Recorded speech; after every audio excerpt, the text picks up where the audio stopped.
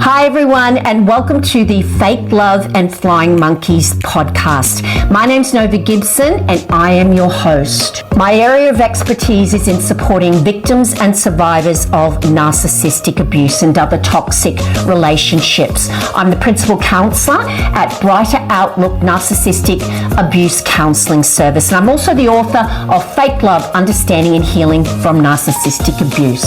In this podcast, we're going to be talking about everything from the initial pink cloud you find yourself on at the start through to the horrific discard and the powerful trauma bond that keeps you hooked. So take your imaginary seat on the roller coaster that is narcissistic abuse, and don't forget to subscribe to this podcast so you never miss an episode of Fake Love and Flying Monkeys. Hi everyone, and welcome to another mini episode of Fake Love and Flying Monkeys.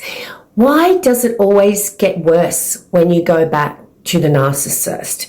Whether the narcissist in your life is a partner, a boyfriend, a girlfriend, a husband, a wife, or it's a narcissistic parent, or even perhaps a narcissistic child. Why is it always worse if they come back like nothing's happened, or perhaps they've given you an apology that really isn't sincere? You know, deep down, it's not sincere because you've heard it all before, and their behavior never changes. It gets worse, guys, for a number of reasons, and we're going to go through them in this episode today. Let's say it is a partner or a spouse and they have discarded you. Of course, at the beginning, it was painful. It was traumatic. It may still be traumatic as you're trying to break a very powerful trauma bond, an attachment that makes no sense at all, an addiction to this relationship and the roller coaster you have been on with highs and lows. And in the end, they're not really highs at all. They're just days where they're not abusing you quite as badly. But you have been discarded, or maybe you've managed to escape, but you're still dealing with that very powerful trauma bond. And the narcissist gets back inside your head. You've done everything you can. You've thought you had them blocked everywhere. You thought you'd gotten rid of all of the flying monkeys who might find a way in. And here they are turning up at your new gym, or maybe they're at your grocery store where they live, 20, 30 miles away. You wouldn't expect to see them. This is how they get back inside your head. They hoover you. So hoovering means to suck you back in. Hoovering coming from the Hoover vacuum cleaner. So they suck you back in, whether it's to get back into an intimate relationship or just to get control of your emotions and your reactions again and feed off them. So let's firstly examine why they do this. Why do they come back or act like nothing's happened after they treated you so bad? The betrayal, the just sadistic nature of the discard, and no apology, no accountability, but here they are wanting to establish some kind of a relationship again. So the reason that they come back after they said you were the last person they ever wanted to see again, and if it's a partner or a spouse, maybe they've found the new soulmate and they're professing to be so happy with that person.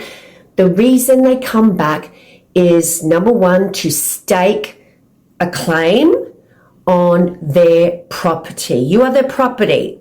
Everyone who has been in a relationship with the narcissist is their property, in so much as they put a lot of work into getting you hooked to love bombing you, to getting you addicted to this roller coaster, and they believe that you owe them. And when I say you owe them, you basically owe them your life, your mental health, and they will call in that debt forevermore if you let them.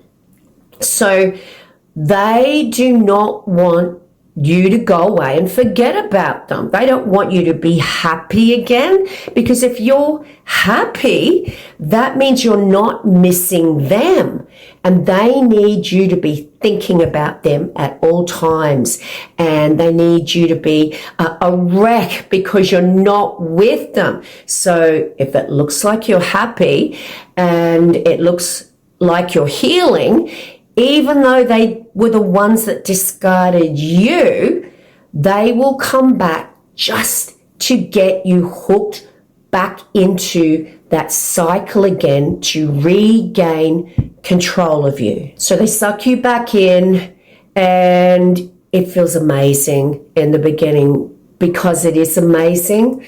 No, because the withdrawal pain of your addiction, the narcissist, has ended. You know deep down on a logical level they haven't changed, but like a drug addict, just needing the edge taken off that terrible withdrawal, you are vulnerable, and you go back and they throw you a few breadcrumbs because they know what buttons to push, and they hook you back in. So you're back with them, and what happens? Maybe it's amazing for a couple of days, a couple of weeks, a couple of months even. It's amazing until it isn't. And then you realize that what you knew deep down was happening, in that they just went straight back to their baseline behavior of abusing you, then throwing you breadcrumbs to heal the wound, then abusing you, then throwing you breadcrumbs to heal that wound. Only now the abuse is worse than ever. So basically, when the narcissist sucks you back, it gets so much worse every time you leave and you go back. It will be worse than the last, the way they treat you. And the discard will be more horrific than the last. Why? Because they need to punish you. It doesn't matter that they discarded you, or it will be especially horrific if you were the one that left them, because that wounds their ego and you've made them feel foolish and you've ruined their reputation. They've spent their whole life trying to maintain. They need to punish you because you were able to live without them. You looked like you were healing. You stopped. As it happens, you have to stop the crazy making behavior of trying to get closure while they're blocking you and showing you the new target and just stabbing you in the heart. It's got to be painful for you, and they know this. They need it to be as painful as possible, as sadistic as possible, because you were not begging them to come back consistently. You actually stopped because, of course, you have to. When you realize they're not coming back, and that the pain of looking at their social media and checking your phone every 2 seconds to see if they've called, when you realize that it's not happening, they really are with someone else, then you have to stop at some stage.